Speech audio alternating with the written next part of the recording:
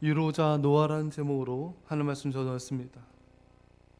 이름을 노아라 하여 이르되 여호와께서 땅을 저주하심으로 수고롭게 일하는 우리를 이 아들이 아니하리라 하였더라. 여호와께서 땅을 저주하심으로 수고롭게 일하는 우리를, 이 말씀은 인류가 타락에 빠진 완전히 비참한 상태를 묘사하고 있는 것입니다.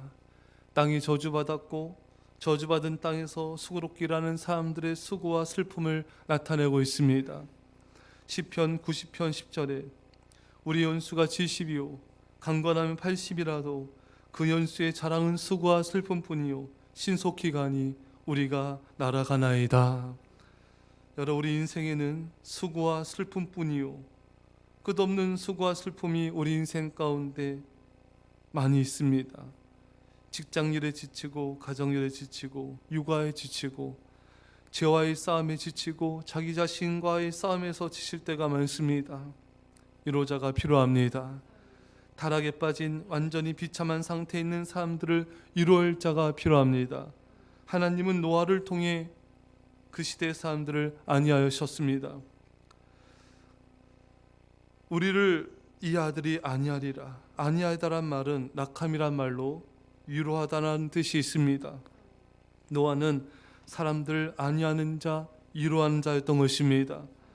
노아는 그 당시의 사람들을 어떻게 위로했나요? 무엇으로 위로했을까요? 여러분, 우리는 이 노아라는 사람이 먼저 어떤 사람인가를 파악함을 통하여 위로의 본질을 파악할 수가 있습니다. 그리고 어떠한 자가 위로할 수 있는 자가 될 수 있는지를 깨달을 수가 있습니다. 또한 동시에 우리가 파악해야 될 것은 무엇이 사람들을 피곤하고 지치고 상처 주고 괴롭게 하는지를 알아야 되는 것입니다. 근본적으로 사람들에게서 쉼을 빼앗아가는 것이 무엇일까요? 바로 죄인 것입니다. 죄를 지면 죄의 대가로 인한 고통과 아픔을 겪게 됩니다. 뿐만 아니라 죄 자체가 상처이고 하나님과의 단절, 이웃과의 단절을 가져옵니다. 죄는 근본적으로 하나님께 대한 반역이고 배반이며 사탄과 연합임을 아담과 하와를 통해 알 수가 있습니다. 죄는 하나님과 사람, 사람과 사람 사이를 내며 상처짐이 아픔과 슬픔과 고통을 가져옵니다. 죄는 우리에게서 평안과 기쁨을 빼앗아가고 염려, 근심, 걱정, 불안을 가져옵니다. 노아 시대의 사람들은 타락하고 폐역했으며 하나님을 멀리하며 죄악 가운데 살아갔습니다. 참된 기쁨과 평안이 없었고 참된 안식이 없었습니다. 오늘날의 시대와 같았습니다. 그렇다면 어떤 사람이 이러한 시대의 위로자가 될 수 있을까요? 그것은 노아와 같은 내면적 특징과 외면적 삶의 행동 양식이 있어야 됩니다. 노아는 어떠했습니까? 창세기 6장 9절에 이것이 노아의 족본이라. 노아는 의인이요 당대의 완전한 자라. 그는 하나님과 동행하였으며. 노아의 특징은 의인, 완전, 하나님과의 동행이었습니다. 그는 죄를 멀리했어요. 순종의 삶을 살았기에 하나님과 동행하였습니다. 이러한 자가 사람들을 진정으로 위로할 수가 있는 것입니다. 여러분, 죄짓고 엄마 불편한 자, 부정적인 말을 하는 사람들로 이 시대는 넘쳐나고 있습니다. 그런 자는 누군가를 위한 진정한 위로를 줄 수가 없습니다. 오히려 죄와 원망과 불평을 동조하거나 가중시키고 더욱 고통만 가져올 뿐인 것입니다. 여러분, 누가 위로할 수 있습니까? 노아처럼 의로운 자가 위로할 수가 있는 것입니다. 그 의로운 성품, 의로운 말, 의로운 행실이 상대방과 많은 사람들에게 진정한 쉼과 안식과 위로를 줄 수가 있는 것입니다. 마태복음 11장 29절에 예수님은 말씀하십니다. 나는 마음이 온유하고 겸손하니 나의 멍에를 메고 내게 배우라. 그리하면 너희 마음이 쉼을 얻으리니. 온유하고 겸손한 성품을 가진 자가 사람들에게 쉼을 줄 수가 있습니다. 진정한 온유와 겸손한 성품은 내적인 온화함과 부드러움 뿐만 아니라 하나님 앞에서 자신을 낮추고 말씀에 순종하는 자인 것입니다. 온유라는 말의 그런 언어의 뜻은 야생마를 길들이다는 뜻이 있습니다. 그러니까 하나님께 길들여진 자, 하나님께서 말씀하시면 무조건 순종하며 따르는 자, 이러한 자가 온유한 자인 것입니다. 그러한 의인, 말씀의 순종자가 진정한 위로자가 될 수가 있습니다. 말씀에 순종할 때만이 진정한 안식과 쉼이 있는 것입니다. 여러분, 솔로몬 때 얼마나 평화로웠습니까? 그가 순종하고 예배자의 삶을 살 때 그는 평화로웠어요.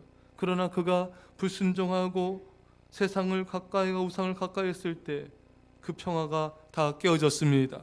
반역과 배신, 쿠데타, 나라가 쪼개지고 엉망진창이 됐어요. 평화와 안식은 순종으로만 가능하고 순종으로만 지킬 수가 있는 것입니다. 그러나 순종하지 않자 모든 게 다 엉망진창이 되어버렸어요. 우리 인생도 마찬가지입니다. 순종하지 않는 인생의 삶을 들여다보십시오. 엉망진창이에요. 평화가 없습니다. 진정한 안식이 없습니다. 그냥 고달파요. 힘들고 죽는 소리만 나요. 힘들다, 어렵다, 미치겠다, 믿다, 싫다.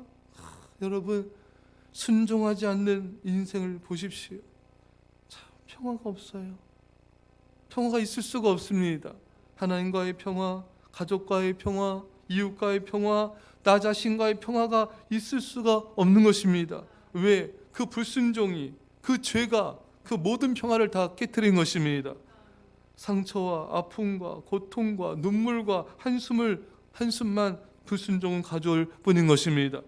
불순종은 절대로 평화를 가져올 수가 없어요. 여러분, 이 사실을 반드시 인식하시기 바랍니다. 말씀에 순종하지 않은 자가 어떻게 남편과 아내, 자녀, 성도, 이웃을 순종으로 제대로 이끌 수 있겠습니까? 내가 순종하고 상대방을 순종으로 이끌어 주어야 진정한 안식과 쉼이 있기 때문인 것입니다. 요즘 부모들은 자녀들에게 성적, 대학 가는 거, 채찍질하고 학원 가도록 내몰긴 하지만 진정한 인생의 쉼, 안식으로 이끄는 인도자가 별로 없습니다. 여러분, 자녀들을 순종으로 이끌어 줘야 합니다. 자녀들에게 제일 먼저 가르쳐야 될 과목은 하나님께서 뭐라 말씀했습니까? 자녀들아, 주 안에서 부모를 공경하라, 순종하라, 이것이 옳으니라. 순종이라는 과목을 가르쳐야 이 자녀가 안식과 쉼을 얻을 수가 있는 것입니다. 말씀과 기도와 예배로 세워주어야 진정한 쉼과 안식을 얻을 수가 있는 것입니다. 여러분, 다시 한번 노아를 보십시오. 노아는 의인이요 당대 완전한 자라 그는 하나님과 동행하였으며 하나님과 동행한 자가 진정한 위로와 안식을 사람들에게 줄 수가 있는 것입니다. 말씀에 순종한 의인이 하나님과 동행할 수 있습니다. 불순종은 사탄과 연합이며 사탄과의 동행입니다. 아담과 하와를 보십시오. 사탄의 말을 들었기 때문에 불순종했던 것입니다. 여러분, 이러한 자는 진정한 위로와 안식을 줄 수가 없어요. 남편과 부딪히고 아내와 부딪히고 자녀와 갈등하고 사랑과 부딪히고 미워하고 순종하는 자만이 하나님과 동행할 수 있고 위로할 수 있습니다. 순종함으로 하나님과 동행하지 못한 자가 깨어 기도함으로 하나님과 동행하지 못한 자가 어찌 다른 사람을 진정으로 위로하며 안식과 쉼을 줄 수가 있겠습니까? 결국 진정한 위로자가 되려면 하나님과 화목하십시오. 진정한 위로자가 되려면 하나님의 말씀에 순종함으로 하나님과 동행하십시오. 그리고 의로운 자가 되십시오. 세상적인 의가 아니라 말씀에 순종하는 하나님 인정하신 의로운 자가 되십시오. 그런 여러분들은 가족과 성도들과 이 땅의 수많은 영혼들을 위로하는 진정한 위로자가 될 것입니다. 기도합시다.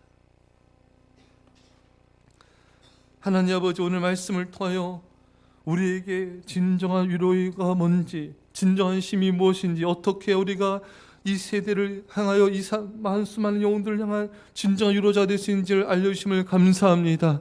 노아처럼 의로운 자가 되게 하옵소서. 의로운 성품이 되게 하옵소서. 의로운 성품에서 의로운 말과 의로운 진리의 말들이 말씀이 쏟아져 나오게 하셔서 사람들을 쉼으로 안식으로 하나님께로 이끄는 자 되게 주시옵소서.